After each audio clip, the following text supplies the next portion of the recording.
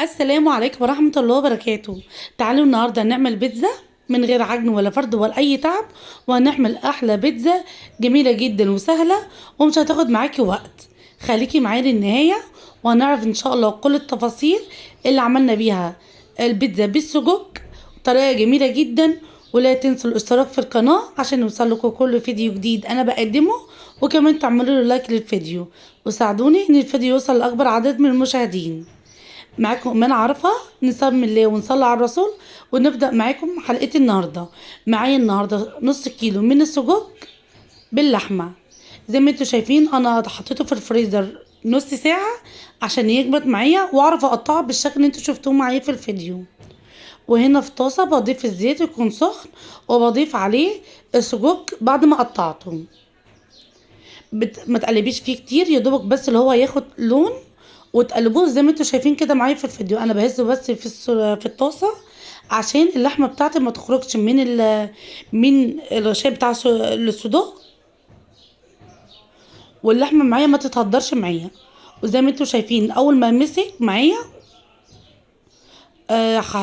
خدته من الطاسه، حطيته في طبق خارجي، وفي نفس السمنه اللي هو صفاها السجق، اللي هي طبعا ان في اللحمه فيها نسبه دهن، فهو صفى الدهن معايا.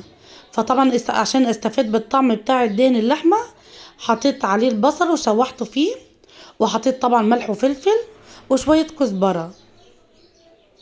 زي ما انتوا شايفين اول ما اتشوحت معايا وخدت معايا لون، ضفت عليه الصدق على السجق اللي انا طبعا شمعته في البدايه، وهضيف معايا الفلفل الالوان واتنين من الطماطم.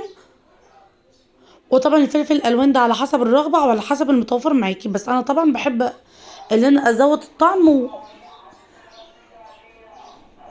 زي ما انتوا شايفين كده اول ما خد شويه تقليب معايا في الفلفل، حطيت اتنين طماطم، واول ما تنشف معايا هبدا ان انا اسك عليها النار ومش عايزه اقلب فيها كتير. وبعد كده اول ما تبدا تنشف قبل ما اقفل عليها النار هضيف عليها التوابل بتاعتي، طبعا اللي هي الملح والفلفل والبهارات العشرة ورشه من جوز الطيب وتوابل اللحمه واي توابل بتضيفيها، بس بتضيفيها حاجات خفيفه جدا عشان ما يبقاش طعم التوابل اكتر من طعم السجق، لان احنا عايزين في صينيه البيتزا اللي احنا هنعملها النهارده وهتشوفوها طعم اللحمه يكون باين فيها اكتر اللي هو طعم الصدوق. وطبعا جزرايه مبشوره بنضيفها في الاخر، وكمان قرن فلفل حار يعني بفتحهم من النص عشان يديني بس الطعم اللي هو الحار، ما يبقاش طعم معايا شطه جامد، لان طبعا في اطفال هتاكل معايا. ومكعب من الماجي سواء بودر او مكعب بتضيفيه عليكي، وده على حسب الرغبه وبس. واول ما تحسي ان خلاص السجق استوى معاكي بتبداي ان انت، انا اسفه، تبداي ان انت تطفي عليه النار. زي ما انتوا شايفين يا دوبك هو غلي، واول ما الميه بتاعته يعني تنشف، اللي هو الميه اللي هي نزلت من الخضروات، اول ما تنشف اطفي عليه نار على طول وما تقعديش تقلبي فيه عشان السجق بتاعك ما يتهريش. وزي ما انتوا شايفين انا قلت لكم طبعا في بدايه الفيديو انا مش هعجن ولا هعمل اي حاجه، بكل سهوله انا جبت لفه جلاش، خليت طبعا يعني خدت ورقتين من الجلاش وخليت النص بره الصينيه ونص جوه الصينيه زي ما انتوا شايفين كده معايا. طبعا عايزه حابه ان انت تعمليها في صينيه مدوره، صينيه طويله زي ما انتوا شفتوا معايا في بدايه الفيديو. انا ما عملت الصينيتين شكلهم مختلف، سواء اللي هي مدوره او اللي هي الطويله طول. وببدا بعد كل ما اخد ورقتين من الجلاش وورقتين تاني في كل الاتجاهات، ببدا ان انا اضيف السمنه السايحه بتاعتي. زي ما انتوا شايفين كده انا هخلص برضو كميه الجلاش بنفس المنظر. واول ما طبعا انت بتقسمي نص الجلاشه كامله، بتقسمها نصين، نص في الاول وبعد كده بتبداي ان انت تضيفي السجق بتاعك. وقبل ما تضيفي السجق بتاخدي ورقتين تحطها في نص الصينيه عشان ما يتقطعش معايا ويطلع معايا الترك متساوي. زي ما انتوا شايفين انا ضفت السجق بتاعي، شكله وطعمه بجد محتاج له التجربه وجميل، طعمها جميل جدا. وزي ما انتوا شايفين انا خدت واحده تاني من الجلاشه وحطيت عليها سمنه وحطيتها في النص، وببدا افرد زي ما انتوا شايفين برضو النص جوه الصينيه ونص بره الصينيه. وفي الاخر خالص اخر ما اخلص كميه الجلاش بتاعتي ببدا ان انا الم الجلاش اللي انا سايباه يعني بره الصينيه، هبدا ارجعه تاني اكني بغطي الصينيه بالشكل اللي انتوا شايفينه معايا في الفيديو. هتتغطى معاكي وتبقى عامله زي الفطيره الشرقيه بتاعه البيتزا اللي بنجيبها من المحلات. طريقه جميله جدا ولذيذه ومش هتاخد معاكي وقت.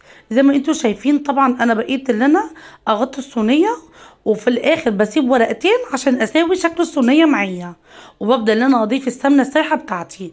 ما تنسوش السمنه، كل 4 ورقات او كل ما تخلصوا اتجاه الصينيه ضيفوا السمنه بتاعتكم زي ما انتوا شايفين كده. وفي الاخر بتسيبي ورقتين بتظبطي بيها الشكل بعد ما تغطي جوانب الصينيه.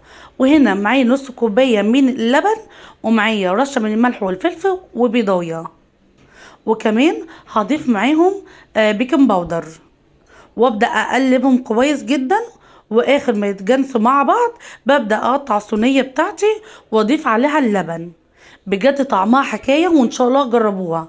طبعا انا كان معايا عندي سمسم ضفته في الوش، وضفت شويه زيتون مخلي وفلفل او الوان. فطبعا على حسب المتوفر ممكن تعملي الصينيه بتاعتك، مش شرط ان انت تعملي اللي انا عملته بالظبط. على حسب المتوفر ممكن تعملي وان شاء الله هتطلع معاكي بنفس الطعم. طبعا انت ممكن يعني تتنازلي عن السجق، ممكن تعمليها بالجبن او بشويه مثلا بسطرمه عندك لانشو، برضو بتبقى تطلع طعمها جميل. بس كان النهار كان اليوم ده كان نفسي في السجق فعملتها بالسجق.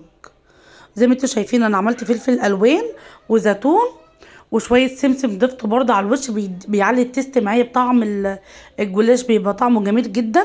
وان شاء الله لما تجربوه هتعجبكم جدا. زي ما انتوا شايفين طبعا الفرن معايا سخنه، هضيفها على درجه 180 درجه. هحطها في الفرن بتاعتي لغايه ما تتحمر من الجوانب.